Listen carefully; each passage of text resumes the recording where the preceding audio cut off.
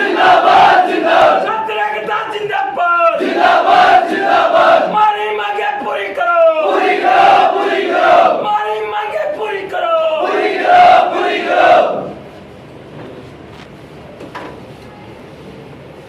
Sir आज सबसे पहला मुद्दा तो है जाति प्रमाण पत्र का, और उसमें बड़े दुख की बात है, मीडिया के लोग भी खड़े हैं, बात करके मुकरने वाला काम प्रशासन ने किया है। आप यहाँ पर मौजूद नहीं थे। पहली बात है, जब प्रवेश प्रक्रिया चल रही है तो प्राचार्य कक्ष में कोई ना कोई आदमी तो जिम्मेवारी संभाले अपनी। कोई भी आदमी प्राचार्य कक्ष में नहीं। हमने ताला दिया, आधे घंटे हम गेट पे खड़े रहे, तब नरेंद्र नाथ जी वार्ता करने के लिए हमारे बीच में आए। उन्होंने कहा आप अपने जाति प्रमाण पत्र नहीं है तो मित्रा की रसीद के आधार पर आप जमा करवाएं और आपके आदेश हम जारी करेंगे 30 मिनट में। एमडी शर्मा जी भी ने भी ये बात कही, अगर वो यहाँ पर मौजूद है, और नरेंद्र नाथ जी ने भी। हमने कहा 30 मिनट नहीं, हम आपको 35 मिनट का समय देंगे, कोई बात नहीं, लेकिन आप आदेश जारी करें लिखित में। बात करके मुकर गए, आदेश जारी नहीं हुए। उसके बाद जब हमने दबाव डाला तो आपने फॉर्म लेने शुरू कर दिए। फॉर्म तो ले लिए, लेकिन आज भी वो बच्चे ई मित्रों के चक्कर काट रहे हैं। उनमें से एक भी बच्चे का दस्तावेज सत्यापन नहीं हुआ है। उसका जिम्मेवार कौन है? उनका किराया लगा है, वो परेशान है, उसके जिम्मेवार यहाँ जो बैठता है वो आदमी है। तो सबसे बड़ी बात तो वादा खिलाफी की है कि आदमी जो कमिटमेंट करता है, जो बात करता है, वो बात करने के बाद मुकरने वाली स्थिति कहाँ है? पहले तो आप ये क्लियर करें, उसके बाद दूसरे बिंदु पे बात करें। बता दो। नहीं, पहले आप ये बताओ ना, फिर हाँ पहले यही बता दो आप। देखिए, कल तक हमारे पास कुल मिला के 6 ऐसे फार्म थे जिसमें ओबीसी का अंडरटेकिंग था, अंडरटेकिंग के आधार पर दिए थे। 6 में से इंदर सिंह जी अभी चले गए, यूनिवर्सिटी मीटिंग थी, उनके पास 6 के 6 फार्म है। 6 में से एक शायद आपके लिए आए थे, एक दिन लड़के को, दूसरे दिन वो लड़का ओबीसी का फार्म दे गया, वो लड़का वेरीफाई हो चुका है, दूसरा भी वेरीफाई हो चुका है। आज सारी कमेटीज को ये कह दिया है कि अंडरटेकिंग के साथ आप फार्म दे दीजिए। 2 तारीख तक हम खुद जो भी एसडीएम है, जैसे मान लीजिए किसी का खाजू वाला एसडीएम से सर्टिफिकेट जारी होना है, किसी का लोन क्रशर एसडीएम से जारी होना है, किसी का कोलाइट एसडीएम से, एसडीएम ही जारी करता है, तो बच्चों को कोई असुविधा नहीं होने दी जाएगी। ये हम ये कर रखा है ना कि मतलब उसके बिना लेंगे नहीं, मूल जाति प्रमाण पत्र के बिना, उसका ही कारण है। तो आज से हम आज अखबार में दे देते हैं आपके माध्यम से। 2 तारीख तक अगर किसी विद्यार्थी का मूल जाति प्रमाण पत्र नहीं आएगा तो क्या करोगे आप? तो हम उससे, जैसा आपने सजेस्ट किया था, अंडरटेकिंग लिखवा के, तो समय तो प्रवेश में 1 दिन रहे हैं, फिर क्या करोगे? 4 तारीख तक है भैया। 4 तारीख डॉक्यूमेंट सत्यापन, फार्म लेने की कल तारीख है। उसके बाद जो एडमिशन प्रोसेस है वो 6 तक चलेगा। मैं आपकी जानकारी के लिए बता दूं, तो करोगे यहाँ से ऑनलाइन करोगे, फिर पोर्टल पर चढ़ाओगे तो सही उसको। अरे तो हम उन 6 जो बच्चे हैं, आज तक तो 6 हैं मेरे पास। आज मान लीजिए शाम को आपके हिसाब से 100 हो गए, यही होगा, 100 हो गए, 150 हो गए, 200 हो गए, यही तो होगा, संख्या यही आएगी। तो उन 200 के लिए आप भी सहयोग कीजिए हमें। हमारी पहली प्राथमिकता ये है कि हम छात्रों को ओबीसी सर्टिफिकेट दिला दें, ताकि आगे भी उनको दिक्कत नहीं हो, और आपके उसमें भी हम आपका सहयोग लेंगे, ऐसी बात नहीं है। हम एसडीएम साहब से भी बात करेंगे, कलेक्टर साहब से भी बात करेंगे, और बच्चों के लिए जो भी हो सकता है करेंगे। लेकिन एडमिशन बंद होने के बाद नहीं, एडमिशन से वंचित नहीं है ना। तो सर आज तक मुझे ये 5-7 दिन से चक्कर, मेरी बात सुनो, अगर अपने को करना ही है, अगर वो समय रहते कर दें तो उसके चक्कर तो नहीं पड़े, हमारे कहने का मतलब। उस दिन जब 24 तारीख को आप लोग आए थे, तो उस दिन ये था 25 तारीख आखिरी डेट है, इसलिए कमिटमेंट मेरी समझ में नहीं आई। और फिर सरकार ने उसी दिन इस समस्या का आपका ज्ञापन भेजा, आधे घंटे के अंदर ऑर्डर आ गया कि भैया 2 अक्टूबर तक आप कर सकते हैं। आपका ही ज्ञापन था, आपके ज्ञापन पे सरकार ने संज्ञान लिया, और अब सरकार भी इस मामले में संवेदनशील है कि लड़का ने जिस किसी भी तहसील में जमा कराया हुआ है, उस तहसील से ही तो रिलैक्स होना है। आप देखिए, इंदर सिंह जी ने आपके सामने जो एक ई मित्रा वाले उनसे बात की थी, आप खुद थे, और उसका परिणाम क्या निकला कि लड़के को जो काम उसका हफ्तों से अटका हुआ था वो 1 घंटे के अंदर हो गया।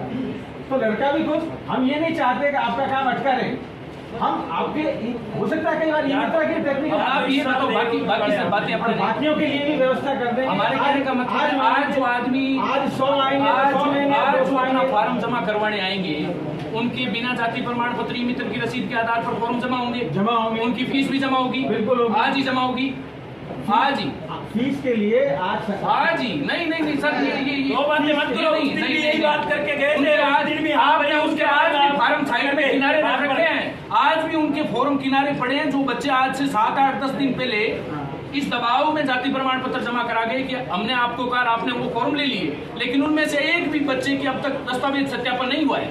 वो चक्कर काट रहे हैं मित्र के और कभी यहाँ के, और फिर अंतिम तारीख है उस दिन सर्वर नहीं चला या कोई दूसरा इश्यू हो गया तो उसका एडमिशन कटेगा। या तो आप कह दो कि अंतिम 2 दिनों के अंदर कोई टेक्निकल इश्यू आता है तो वो फीस नहीं भर पाता, उसकी एडमिशन कटता है तो उसकी जिम्मेवारी हम ले लेते हैं। कोई बात नहीं है, बाद में कर देना।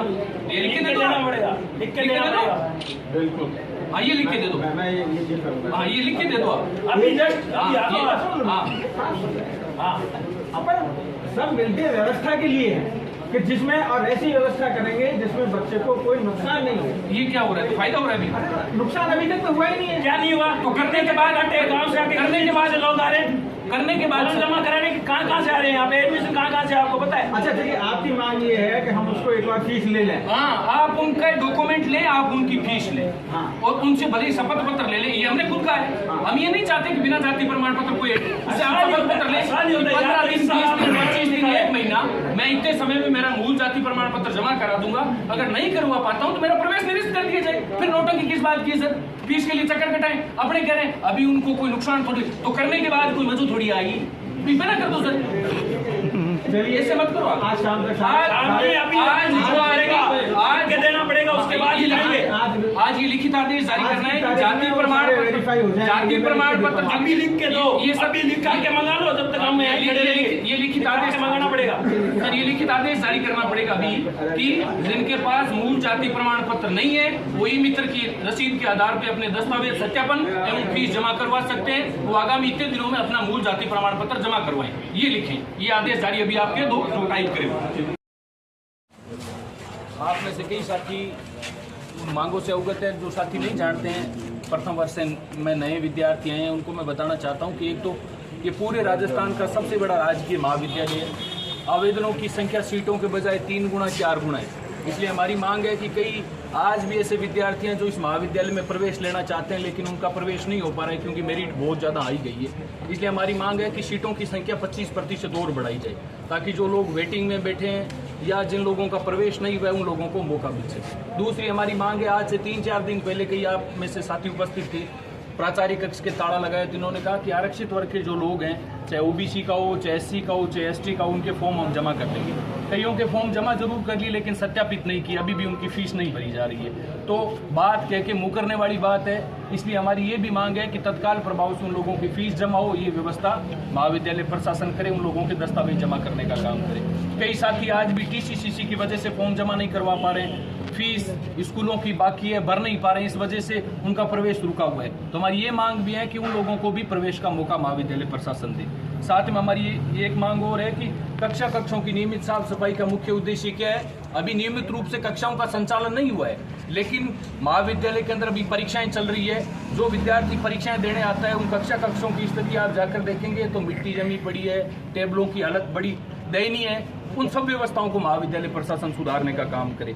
एक बंद पड़े सीसीटीवी कैमरे और उनकी नियमित देख रेख की जो बात है, महाविद्यालय प्रशासन के कई लोग, हमारे महाविद्यालय के खुद के छात्र संघ अध्यक्ष भाई कृष्ण कुमार गोदाराव, उन सब लोगों के साथ इस प्रकार की घटनाएं घटित हुई है यहाँ पर।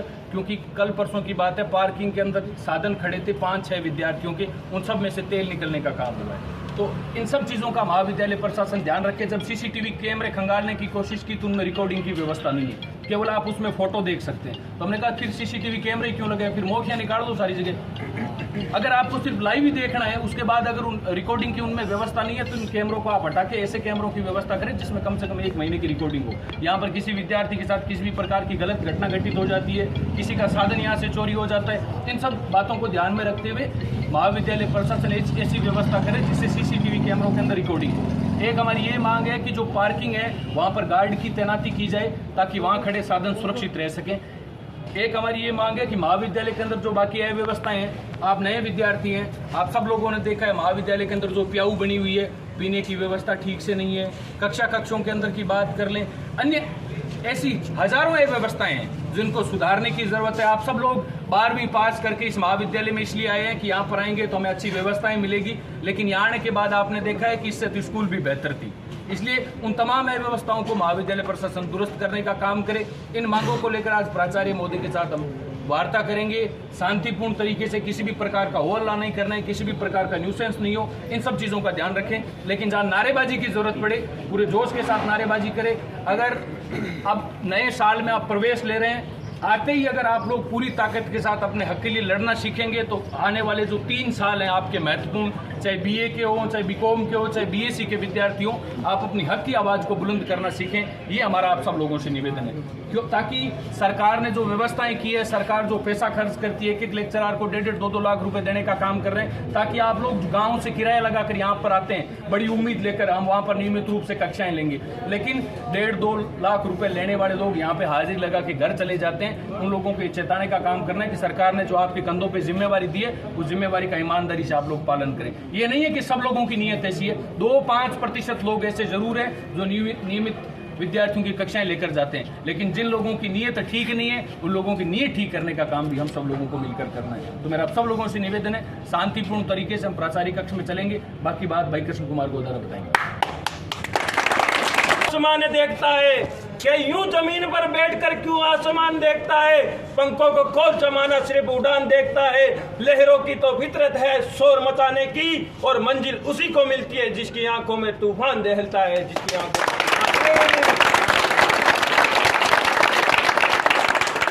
साथियों, बड़े दुख की बात है कि आज प्रथम वर्ष की प्रवेश प्रक्रिया चलते हुए 10 से 11 दिन हो चुके हैं, लेकिन महाविद्यालय प्रशासन आज भी गहरी नींद के अंदर सोया हुआ है। गांव से आने वाले छात्र, जो एक किसान, एक मजदूर, एक गरीब परिवार से आने वाला छात्र जो गांव से निकलकर शहर की ओर कम फीस के अंदर अच्छी शिक्षा प्राप्त करने के लिए शहर के अंदर आता है, तो ये महाविद्यालय प्रशासन उसे डॉक्यूमेंट के नाम पर जिला प्रशासन, महाविद्यालय और ई मित्र के चक्कर खिलवाता है, और उन्हें बार बार इन ई मित्र जिला प्रशासन और महाविद्यालय के चक्कर काटने में वो मजबूर है साथियों। और महाविद्यालय प्रशासन ये सब चीजें आंख मूंद कर बैठा है। साथियों, मैं महाविद्यालय प्रशासन से ये निवेदन करना चाहता हूँ कि आप जो पिछले वर्ष के बाद ही जिस प्रकार सभी छात्रों से एक शपथ पत्र लेकर 15 दिन का समय देकर उन्हें प्रवेश प्रक्रिया में जो हेल्प की थी, उसी प्रकार वो 15 दिन का शपथ पत्र लेकर उन्हें जाति प्रमाण पत्र की उस रिसिप्ट के आधार पर उन्हें प्रवेश दिया जाए। यही हमारी मांग है। साथियों, आपसे यही निवेदन करना चाहता हूं कि आप कमजोर ना पड़े, एक साथ बड़ी मजबूती के साथ हमारा साथ दें, और आपको वादा करते हैं इस प्रशासन को झुकाने का काम हम करेंगे, क्योंकि जिस प्रकार पर्वत को कोई हिला नहीं सकता, सागर को कोई झुका नहीं सकता, उसी प्रकार छात्र हित की आवाज को कोई दबा नहीं सकता। साथियों, कोई दबा नहीं सकता। इसलिए एक साथ खड़े रहे, मजबूती के साथ हमारा साथ दे। आपका वादा रहा, चाहे हमें मरना पड़े, चाहे करना पड़े, चाहे आपके हक के अधिकार की लड़ाई हम जरूर लड़ेंगे और पूरी करके दिखाएंगे। धन्यवाद। आइडेंटिफाई किया हो कि भैया ये जगह इनके लिए आरक्षित है, हमने ऐसा कुछ नहीं किया। आप लोगों ने इधर लगाए, हम तो सबको कह रहे हैं भैया टेंट में लगाओ। टेंट आपने किसको कहा? एक मिनट, किसको कहा? जिनके इधर थे। बंद करो, बंद करो, बंद करो, बंद करो, बंद करो, बंद करो, बंद करो। या तो मेरी बात सुनो, या तो ये इस टेबल पे ये व्यवस्था भी लिख दो कि विद्यार्थी परिषद के लोग होंगे, उनके लिए हमारी तरफ से विशेष व्यवस्था, ये लिख दो। ये है, ये है, आपको पोस्टर ये है सर, ये 100% है, ये है। इसको आपको सुधारना पड़ेगा अगर आप यहाँ बैठेंगे, इसको सुधारना ही पड़ेगा। अगर ये हमारे लिए भी करते तो हम गलत मानते हैं। हम ये नहीं कह रहे हैं कि आप एनएसयू के लिए व्यवस्था करें, लेकिन सर आप वहाँ पे बैठ के अगर किसी मदद कर रहे हैं, ये हम किसी शर्त में स्वीकार नहीं कर सकते। इस चीज को देख रहा है पूरे कॉलेज का स्टूडेंट, देख रहा है कि कॉलेज प्रशासन में कुर्सी पे बैठा हुआ आदमी भेदभाव कर रहा है सर। ये मेरी बात सुनो, ये आपके सामने नहीं बोलते अलग बात है, कॉलेज में जितने भी व्याख्याता हैं आप ईमानदारी से पूछ लो, हर आदमी ये जानता है कि आप भेदभाव करने का काम कर रहे हैं। और ये नोटंकी सर इस कुर्सी में, इस शासन में संभव नहीं है। वो शासन नहीं है बीजेपी वाला। मेरी बात सुनो सर, खाओ कसम और गाओ बीरे को, राज कांग्रेस को फायदा दूसरे ने पहुंचा, चलेगा नहीं, कौन चलेगा? नहीं सर, अरे आपने किया है, हर आदमी जानता है इस बात को, हर आदमी जानता है। अरे आप खुलवाओ मत, मेरी बात सुनो, सारे पर्दे खुलवाओ मत सर। हमारे पास सब चीजें हैं, हम नहीं चाहते कि हम इस तरह के एलिगेशन आपके ऊपर लगाए। बाकी हमारे पास सब पर्दे हैं, लेकिन आप ये भेदभाव करना बंद कर दो। ये आपके दिमाग में से निकाल दो। इस कुर्सी पे बैठे हो तब तक, बाद में आप रिटायर हो तो भली भारतीय जनता पार्टी चुनाव लड़ देना, हमें कोई आपत्ति नहीं है, लेकिन इस कुर्सी पे बैठ के ये भेदभाव वाला काम नहीं चलेगा। एक स्टूडेंट जानता है इस बात को, आप नाटक कर रहे हैं, आप इनडायरेक्ट रूप से फायदा पहुंचाना चाह रहे हैं। हमने देखा है 10 प्रोग्राम में, कोई पहला प्रोग्राम थोड़ी है ताकि हमारे दिमाग में ये बात आई। हमने 10 जगह देखा है जहां आपके दिमाग में ये बात स्पष्ट तौर पर है कि लोगों को मैं इनडायरेक्ट रूप से कैसे फायदा पहुंचाऊं। ये हमारा होते हुए संभव नहीं है, ये दिमाग में से निकाल दो आप। राज वो नहीं है, राज बदला हुआ है। हम नहीं चाहते कि हमारी मदद करो, हम चाहते हैं सबको सामान लेकर चलो आप, और इस राज के अंदर आप ये बात करने का काम करें विद्यार्थी परिषद के लोगों को फायदा पहुंचाने का, ये संभव नहीं है। इसको भुला दो, दिमाग में से निकाल दो सर। इसका नुकसान आपको व्यक्तिगत रूप से होगा अगर आप भेदभाव करोगे तो। अरे ये दिमाग में से निकालो। हर आदमी जानता है कॉलेज में खड़ा है एक आदमी, ईमानदारी से पूछ लो आप इनको खड़े करके किसी भी व्याख्याता को, क्या आप ये नहीं जानते कि आप क्या कर रहे हैं? लेकिन आपके सामने क्यों नहीं बोलते? आप प्राचार्य की कुर्सी पर बैठे हैं, लेकिन हम डरते नहीं है किसी के बाप से, हम सच्चाई कहते हैं। अरे ये एकदम पिटू सत्य है। हमने आज से पहले तो आके आपको नहीं कहा, हमने 1 बार 2 बार 3 बार 5 बार इग्नोर किया, लेकिन बार बार आप करोगे, इग्नोर नहीं करेंगे सर, उठा के बात फेंक देंगे। हमारे संस्कार नहीं है इस बात के कि इस तरह के हम काम करें। लेकिन विद्यार्थी परिषद के लोग अगर आप हमारे साथ कहते तो बात फेंक देते आपको, लेकिन हम नहीं कहते। लेकिन दिमाग से निकाल दे आप ये बात, ये स्वीकार नहीं है, ये हटाओ तुरंत, अभी तुरंत हटाने का काम करो ये। और इसके पैसे कौन देगा ये लिखित में आप बताना। अगर ये पैसे कॉलेज के लगे या कॉलेज में से एक भी स्टाफ के लगे तो हम स्वीकार नहीं करेंगे, ये उनके पैसे लगने चाहिए पूरे। अभी आते, अभी आप हटो तुरंत उसको, ये गड़बड़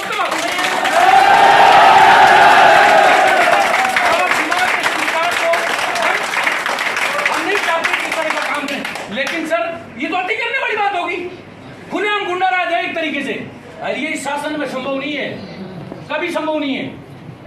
आप इसमें से दिमाग में से इस चीज को निकालो तुरंत और इसको हटाओ अभी तुरंत के तुरंत। और पैसे कौन दे ये हमें लिखित में बताओ। कॉलेज में से, कॉलेज स्टाफ में से अगर किसी भी आदमी के पैसे लगे तो उसके यहाँ पे फीस लगी होनी चाहिए कि मैं विद्यार्थी परिषद का कार्य करता हूँ, ये लिखी हुई होनी चाहिए। अगर कॉलेज में से एक भी आदमी देता है, कॉलेज में से पैसे नहीं लगने चाहिए इस चीज के, दिमाग में से निकाल दो।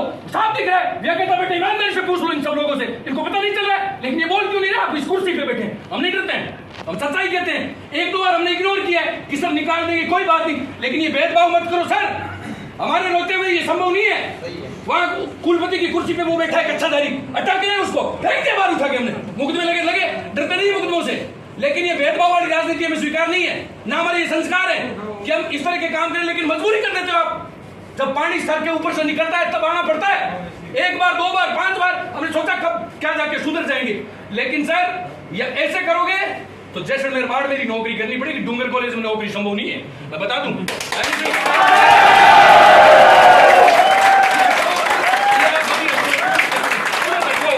और इसके पैसे कौन दे हमें लिखित में बताओ आप। और दूसरा एक ऑर्डर निकालो, उसके बाद कोई बात करेंगे। तुरंत ये एक ऑर्डर निकलो, आरक्षित ऑर्डर, एक ये टेंट हटाओ, तुरंत करो वहां पर।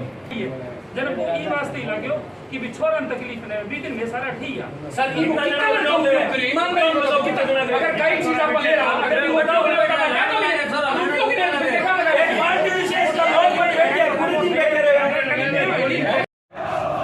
बीकानेर संभाग के राजकीय डूंगर महाविद्यालय के अंदर एक तो आरक्षित वर्ग के जो प्रवेश फॉर्म है वो महाविद्यालय प्रशासन नहीं ले रहा है। हमारी मांग है कि ई मित्रा की रसीद के आधार पर उनके दस्तावेज सत्यापन का काम हो। एक हमारी मांग है कि तत्काल प्रभाव से 25% सीटों को बढ़ाया जाए, क्योंकि आवेदन है वो सीटों के बजाय 3 गुना ज़्यादा है, इसलिए सीटों की संख्या को बढ़ाया जाए।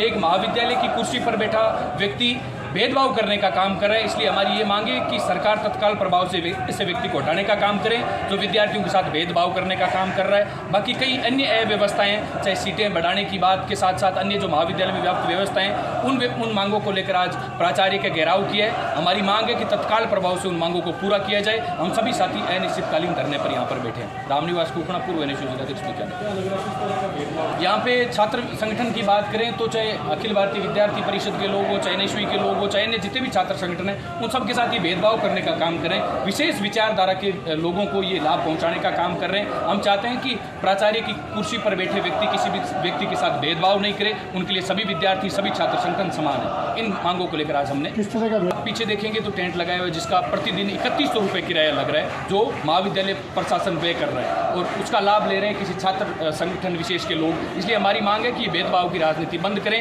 क्योंकि सभी संगठन, सभी छात्र आपके लिए समान है। रामनिवास कुखना, NSU जिलाध्यक्ष।